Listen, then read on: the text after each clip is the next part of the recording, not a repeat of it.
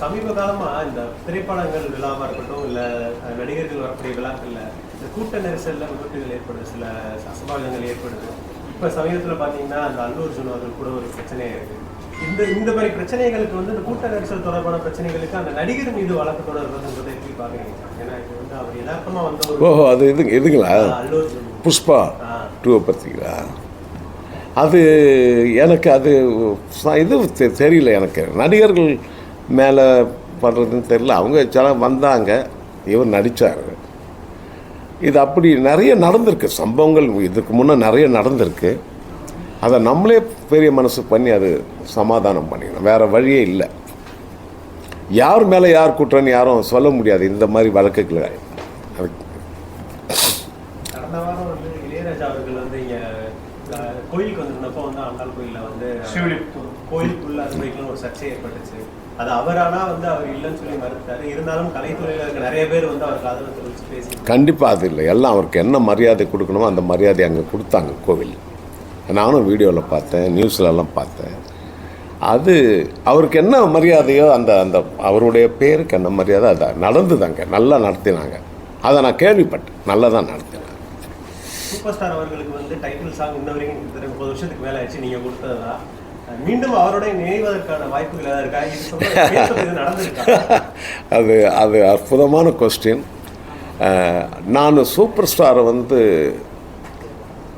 நிறைய தடவை சந்தர்ப்பம் அவரோட மீட் பண்ணி எந்த ஃபாரின் கண்ட்ரிக்கு போனாலும் அவர் வீட்டுக்கு போயிட்டு அவருடைய பிளஸ்ஸிங் வாங்கிட்டு தான் நான் இப்போ கூட அமெரிக்காவுக்கு சமீபமாக போயிட்டு வந்தேன். அதை பற்றி நான் அவர்கிட்ட இது வரைக்கும் நான் பேசினதில்லை. இவ்வளோ வருஷம் ஆச்சு இல்லையா, அதை பற்றியே நான் பேச மாட்டேன்.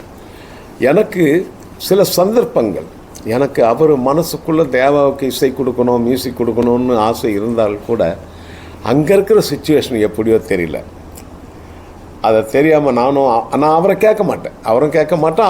அவருக்கும் ஆசை இருக்கும், பட் அது சுச்சுவேஷன் எப்படின்னு தெரியல. அதனால் நான் சைலண்ட்டாக இருந்தேன். கண்டிப்பாக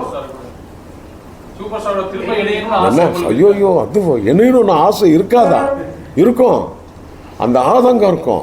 அதாவது இவ்வளோ படம் பண்ணியிருக்கேன், இப்போவும் சூப்பர் ஸ்டார் படத்தை பற்றி தானே பேசுகிறீங்க. அப்போ அவர் படம் இன்னொரு படம் பண்ணணும்னு ஆசை இருக்காதா என்ன? கண்டிப்பாக ஆசை இருக்கும். அந்த ஆசை கூடிய சீக்கிரம் நிறைவேறும்னு நினைக்கிறேன். பார்க்கலாம். நான் அம்பாளுடைய அணுகிறேன். பேன் இண்டியா மூவிஸ் சொல்லி ரீசெண்டாக நிறையா வருது இல்லையா? அதாவது ஒரு படத்தை எடுத்து வெவ்வேறு மொழிகளில் இதனால இந்த ப்ரொடக்ஷன்ல வேலை பார்க்குறாங்க, இந்த ஷூட்டிங்ல வேலை பார்க்குறவங்களோ, அதை தாண்டி இந்த பாடகர்கள் ஒரு சிலர் இருக்காங்க, இது அவங்களுக்கு ஒரு சில சிரமங்களை ஏற்படுத்துதுன்ற மாதிரி. சிரமங்கள் இல்லை. பேன் இண்டியான்னா இப்போ நான் ஒரு தமிழில் பண்ணுறேன்னா தெலுங்கில் பண்ணும்போது தெலுங்கு சிங்கர் தெலுங்கில் பாடி அது அவங்களுக்கு வருமானம் வருதே. எல்லாருக்கும் ஒரே மொழியில் பண்ணுறதை விட பேன் இண்டியான்னா யாருமே ஃப்ரீயாக பாடுறதில்ல, ஃப்ரீயாக மியூசிக் நாங்களும் பண்ணுறதில்ல. எல்லா மொழிக்கும் நாங்கள் எல்லா கலைஞர்களுக்கும் வேலை இருக்கு. அந்த ஷூட்டிங் மட்டும்தான் வேலையில்லை தவிர மற்ற டெக்னீஷியன்களுக்கெல்லாம் வேலை இருக்கு. பாதகம் செய்பவரை கண்டால் நாம் பயங்கொள்ளலாகாது பாப்பா, மோதி மிதித்து விடு பாப்பா, அவர் முகத்தில் உமிழ்ந்து விடு பாப்பா. அண்மை செய்திகளை உடனுக்குடன் தெரிந்து கொள்ள இணைந்திருங்கள் இயம்நாடு தொலைக்காட்சியுடன்.